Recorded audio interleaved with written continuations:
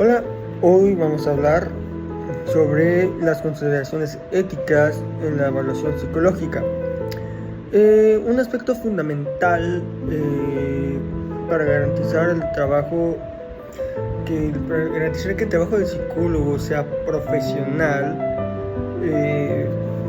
es que tiene que ser respetuoso el psicólogo y tiene que ser responsable respetando los derechos de los pacientes más que nada. La ética profesional está formada por normas y principios que orientan la conducta del psicólogo. El primer código ético para los psicólogos apareció en 1953 en Estados Unidos y fue publicado por la Asociación Psicológica Americana, mejor conocida por sus siglas APA.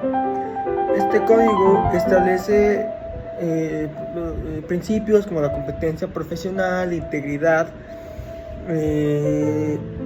la responsabilidad profesional y científica, el respeto por los derechos y la dignidad de las personas, tanto de las personas que son los psicólogos y en este caso los pacientes, así como también el compromiso por el bienestar de la sociedad. Conocer estas normas permite al psicólogo actuar de manera correcta durante la evaluación psicológica y reconocer y también ayudar a reconocer sus capacidades y también las limitaciones de las técnicas e instrumentos que utiliza. Uno de los temas más importantes es la evasión de la intimidad, la confidencialidad y el consentimiento informado. Aunque las pruebas psicológicas pueden obtener información personal de una persona, eso no significa que la evadan injustamente su vida privada. Esto quiere decir que no porque el psicólogo obtenga esos datos, esa información personal del paciente, significa que el psicólogo libremente la va a estar compartiendo o difundiendo, no solamente en redes sociales, sino con amistades. No, eso es parte de lo que está aquí de lo que publicó APA en 1953. También aquí nos dice que es importante recordar que una prueba psicológica solo representa una muestra de la conducta del individuo y no describe completamente quién es o cómo actuará en las situaciones de la vida. Eso quiere decir que no importa básicamente que pueda haber salido bien nuestro paciente en las pruebas que se le haya aplicado, porque las pruebas nada más muestran ciertos escenarios, no diría ficticios, pero escenarios perfectos, podríamos decirlo así, que no siempre va a ser lo que pasa en la vida real, porque por variaciones que hay en el entorno, no solamente en el entorno físico, sino en el entorno totalitario que hay sobre la persona. Otro aspecto fundamental es la persona evaluada tiene derecho a decidir cuánto desea compartir sobre sus pensamientos. Claro, porque no importa qué tipo de pruebas uno como psicólogo le haga al paciente, el paciente puede decidir desde evadir la pregunta, evadir la prueba, hasta igual mentir o simplemente responder como que responder lo mínimo indispensable. Y la parte de mentir se les recomienda a las personas, se les dice a las personas, a los pacientes, que por favor no mientan, porque en caso de mentir es muy complicado, porque entonces tienes que, si mienten, hay que volver a hacer las pruebas, porque te pueden dar un resultado falso, que no es verdadero. Por eso, por todo esto, el psicólogo tiene la obligación ética de proteger al paciente. Sí, el psicólogo no debe de hablar y exponer su caso para, como coloquialmente se dice, para chismear. No, lo puede hacer simplemente para... La única manera en que lo puede hacer es si está guardando confidencialidad y si lo hace con un colega que trae a psicólogo para pedir su opinión. Obviamente obviando él la movilidad del paciente, o sea, fecha de nacimiento, obviando datos esenciales, más que lo que puede decir es que el paciente es masculino o femenino, y si ya es muy necesario decirlo, la edad, pero solamente ese tipo de datos. No puede dar datos entero como nombre.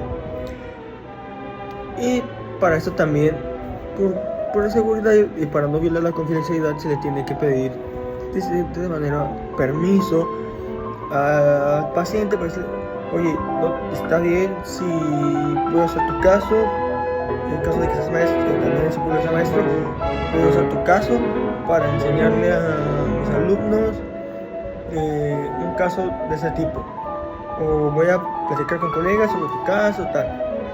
Eso, sobre todo cuando se va a utilizar como caso de estudio con estudiantes universitarios, sí se tiene que pedir cierto permiso, obviando un nombre, solamente dejando el dato de si es una persona masculina o femenina y la edad, básicamente.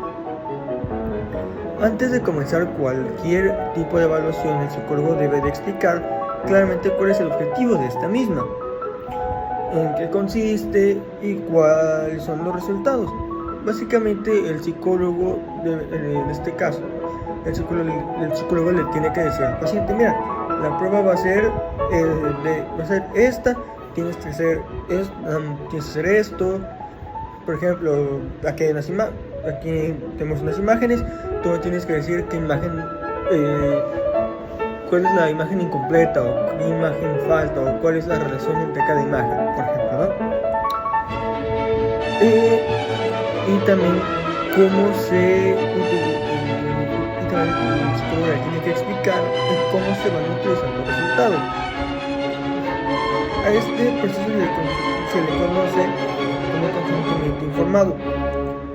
Tanto el Código Ético Psicológico Mexicano, como el Código Deontológico del Psicólogo de España, establece que el psicólogo debe rechazar prestar sus servicios cuando existe la certeza de que los resultados podrían utilizarse para perjudicar a una persona o un grupo. Básicamente esto se refiere a que si los resultados de las pruebas y todo lo que va a hacer el psicólogo se va a utilizar para, por ejemplo, vamos a simplificarlo así, en un juicio de divorcio, uno de los dos padres que se está pidiendo la custodia del menor lleva al menor con el psicólogo y le dice que haga ciertas pruebas, y el psicólogo le tiene que preguntar para qué son.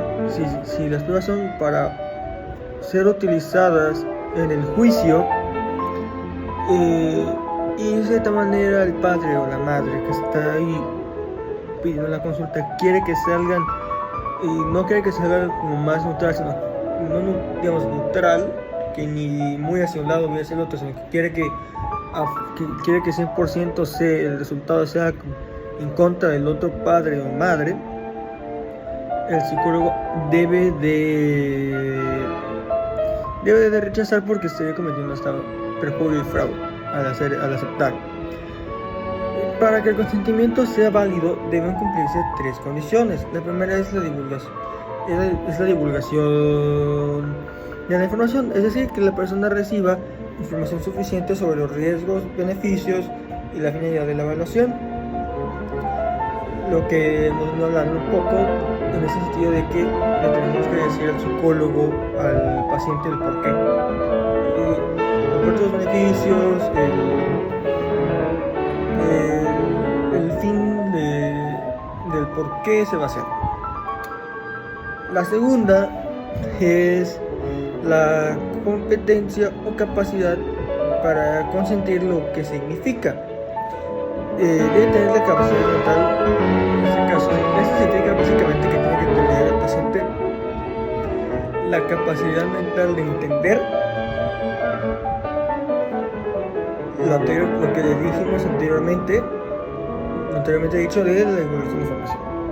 O sea, tiene que tener capacidad mental suficiente para poder, obviamente, no dar su consentimiento. Por eso, cuando son menores de edad, por más que puedan llegar a tener cierta conciencia, se le tiene que pedir el consentimiento a los papás, porque se considera que los menores de edad, por más que ya tengan 17 años a punto de los 18, se les considera que no están aptos para dar consentimientos, excepto en ciertos casos. Y la tercera es la participación voluntaria, lo que implica que la persona acepte la evaluación libremente, sin presiones ni coerción. Eso es lo que hemos hablado. Básicamente la tercera lo que nos dice es que voluntariamente el paciente acepte realizar las pruebas sin que el psicólogo u otra persona lo esté presionando o esté ejerciendo alguna presión. El consentimiento informado también implica explicar por qué se aplicarán las pruebas, qué tipo de información se tendrá, cuál será su uso, etc. No es necesario mostrar el contenido específico para las pruebas, pero sí explicar de forma clara y sencilla su propósito. Aquí esto se refiere a que no es necesario realmente explayarse mucho en lo que va a tratar la prueba y mostrarle la prueba, todo esto, no. Tiene que ser una explicación clara, sencilla, para explicar de qué va a tratar.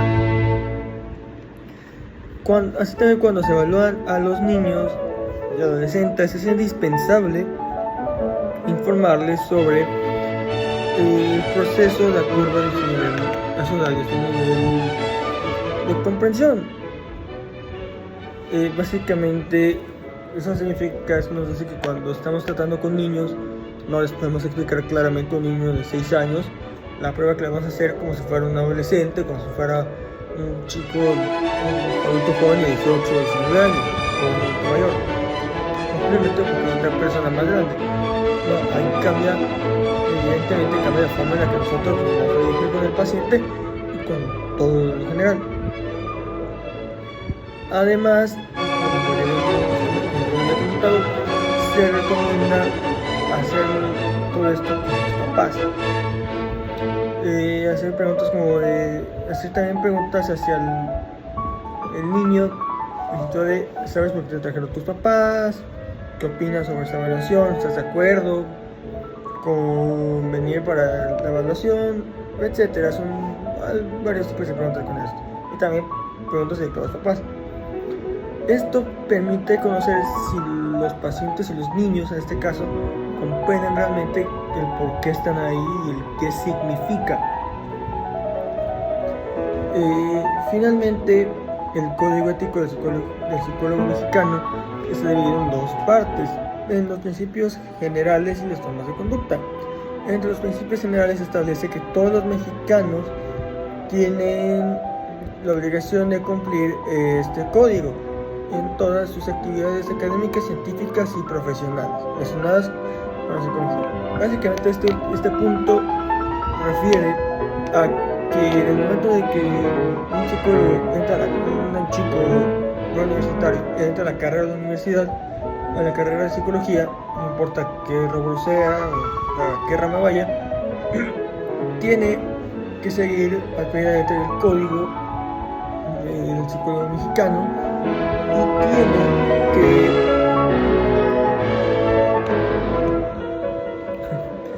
y tiene que cumplir con las actividades académicas y con todo lo que conlleva.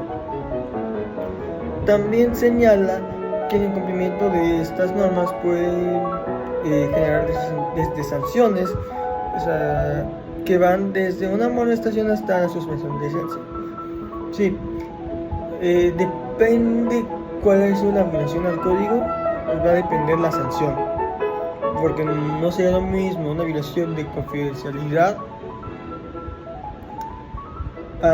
por ejemplo, un caso donde llega una persona porque quiere una evaluación para saber si ocupa un arma o no, y tú como psicólogo le haces la prueba y todo, y tú te equivocas en la prueba, o sea, está incorrecto o algo estuvo mal en la prueba, y al final le dan el arma,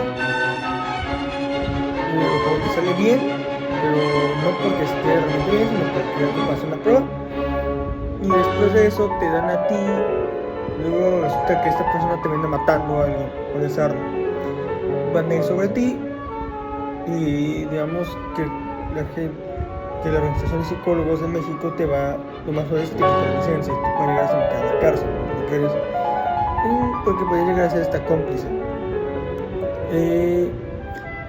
En conclusión, la ética en la evaluación psicológica protege los derechos de las personas y garantiza la confidencialidad de la información, promueve el consentimiento informado y asegura que el trabajo del psicólogo se realiza con responsabilidad, respeto y profesionalismo. Muchas gracias por su atención.